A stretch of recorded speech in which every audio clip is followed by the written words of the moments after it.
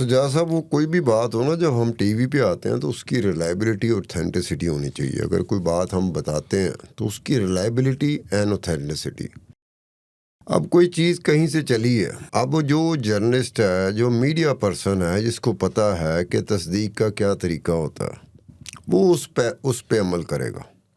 वो जल्दी में नहीं होगा कि वो भी आके बैठ जाए इंज करके सीधा होके बैठ जाए तो स्क्रीन की तरफ देखना शुरू कर दे कि मैं अलमनाक वाक़या आपको बताना चाह रहा हूँ। ये हमारे सोशल मीडिया में ये इतनी मर्तबा हो चुका है कि अब ऐसे लगता है जैसे नॉर्म ऑफ द डे है सोशल मीडिया के लिए, कि यार फ़िलहाल चला दो, फिर बाद में गलत होगा तो कि पहले उन्होंने क्या किया, लोगों ने, देखने वालों ने। डिपेंड करता है देखने वालों पे कि देखने वाला सीधा हो जाए, दोबारा हरकत नहीं ऐसी कर सकते। आप चला के दिखाओ, अगर देखने वाला सीधा हो जाए कि यार तू कि सानू झूठियां खबरें सुनाना, जिस दिन देखने वाला सीधा हो गया ना, हिम्मत नहीं पड़ेगा जो चलाते हैं।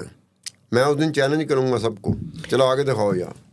तो ऐसी बात जब होती है ना, तो आपको कंफर्मेशन के मराहिल से गुजरना पड़ता है, ये हवा में नहीं होता। यार मैं फिर वही बात करूंगा कि जब तक उसकी रिलायबिलिटी, उसकी ऑथेंटिसिटी, उसकी कंफर्मेशन नहीं होएगी, गप्पे हाँकने के लिए तो हम लोग ना बैठे होते हैं।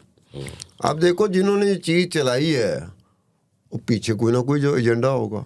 उन्हें पता है कि सुनने वाला, देखने वाला इतना कमज़ोर है या इतना हसास हो चुका हुआ है अडयाला जेल में जो कैदी है इमरान खान के बारे में, कि वो आप कोई भी बात सुनाए वो रोना शुरू कर देगा।